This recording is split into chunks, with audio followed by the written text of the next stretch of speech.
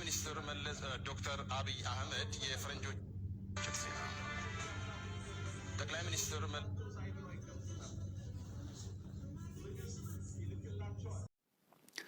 The federal government had every right to deploy federal security forces and use force in order to apprehend those implicated in massive corruption and gross human rights violation. Ballot papers, allegations of vote irregularities and a conflict that's denied hundreds of thousands of people their right to vote. Abiy Ahmed has described the poll as Ethiopia's first attempt at free and fair elections. Major opposition parties have boycotted Monday's election, while some who remain in the fray say ballot boxes were tampered with and their staff were attacked. From Addis Ababa, Mohammed Adar reports. There were long queues of voters in most polling centers in several cities across Ethiopia, including in the capital Addis Ababa.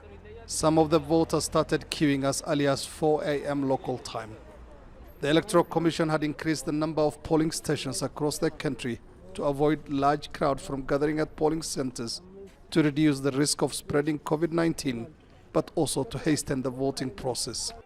It is the first electoral test for 44-year-old Prime Minister Abiy Ahmed, who rose to power in 2018, championing a democratic revival in Africa's second most populous country and a break from its authoritarian past.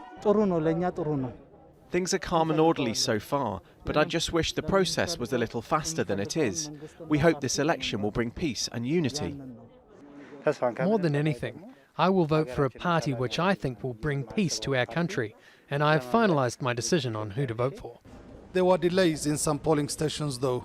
The Ethiopian National Electoral Board says about a dozen polling stations opened late due to officials arriving late.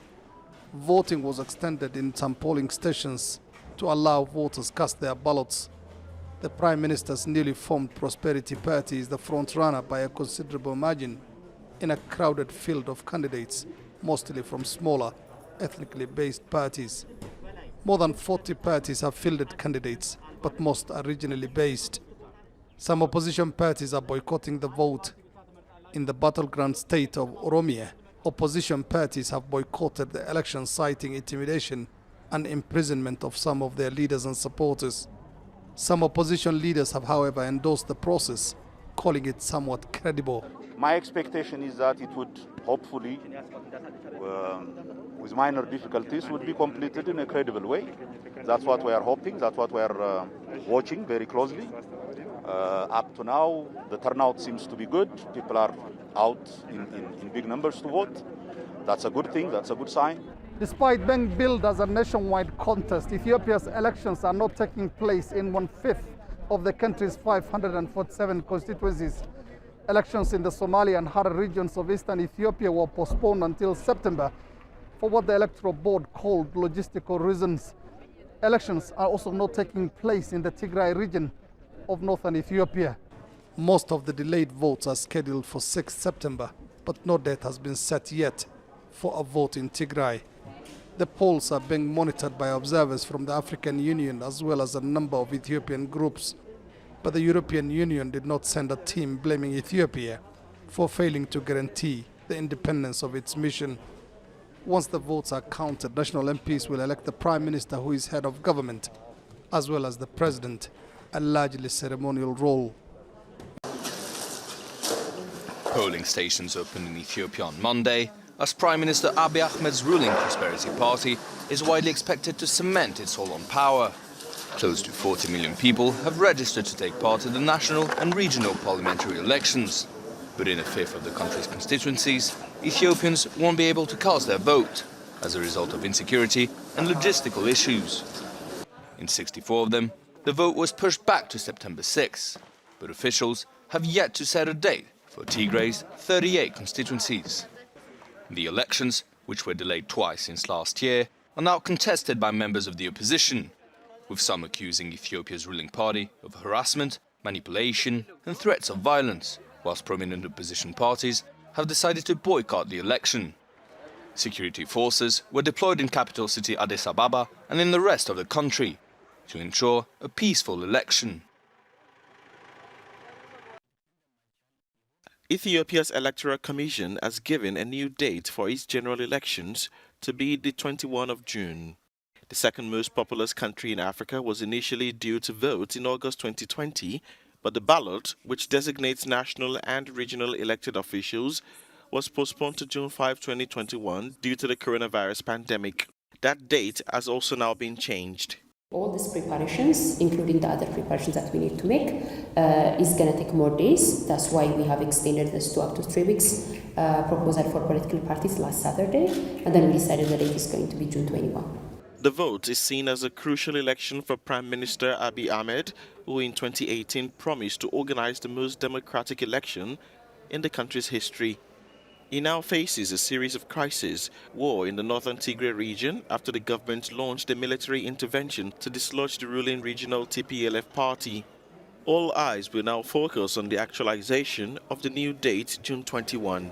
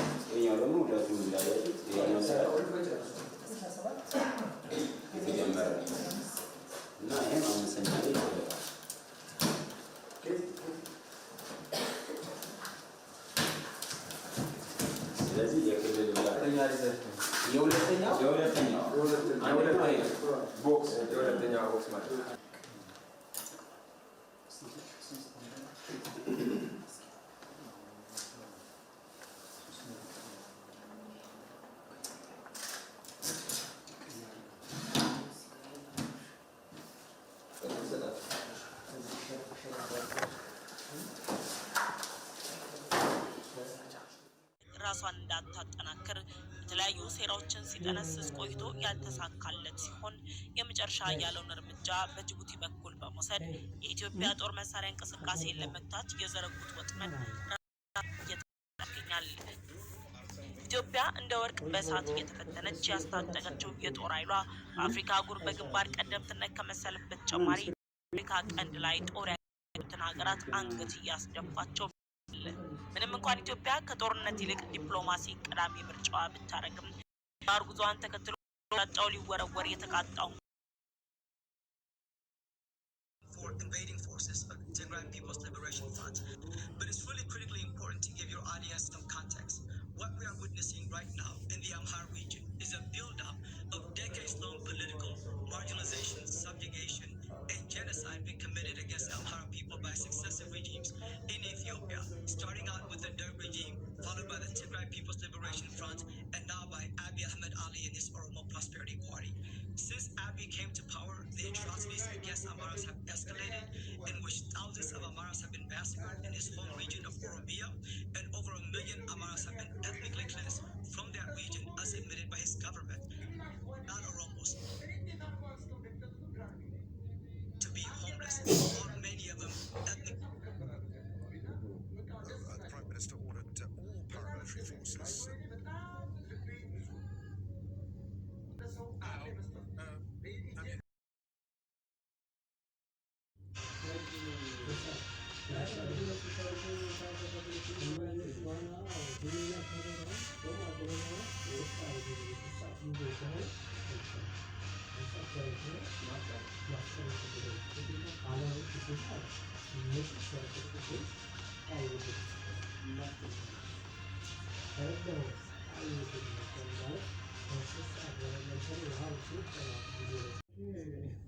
ቀላል ሆኖ ለመያዝ የሚመች ሆኗል። ሌላኛው ለየት የሚያደርገው ነገር በተለየ ሁኔታ የመተጣጠፍ ብቃትን ተላብሶ ለአያያዝ ምቹ ሆኖ የወጣ ነው። በተጨማሪም የማነጣጠሪያ መነጽሮች እንዲገጠሙለት ሆኖ የተሰራ ሲሆን ብዙ ማሻሻያዎች ተሰርተውለት የወጣ አዲስ ክላሽንኮቭ ነው። የአፈሙዙ አሰራርና ስፋቱ በተለየ ሁኔታ ታርጌቱ እንዲመታና ምረት የለሽ እንዲሆን ያደረገ ሲሆን እጅግ አስቸጋሪ በሚባሉ ሁኔታዎች ቦታዎችና የአየር ሁኔታዎች ያለምንም እክል እንዲሰራ ሆኖ የተመረተ ሲሆን ዝናብ፣ አቧራ፣ ጭቃ፣ ሙቀትና ቅዝቃዜ የሚበግረው አይደለም። ከሌሎች የክላሽንኮቭ አይነቶች ጋር መለዋወጫ መቀየር መቻሉ ደግሞ የበለጠ እንዲወደድና ለጥገና ምቹ እንዲሆን አድርጎታል። የኢትዮጵያ መከላከያ ሰራዊት የእግረኛ ጦር አሁን በነፍስ ወከፍ የታጠቀው ይህንን ጥቁር ክላሽ AK 103 ሲሆን እጅግ ፈታኝ በሆኑ ሚሽኖች ሁሉ ተልእኮውን እየተወጣበት ይገኛል።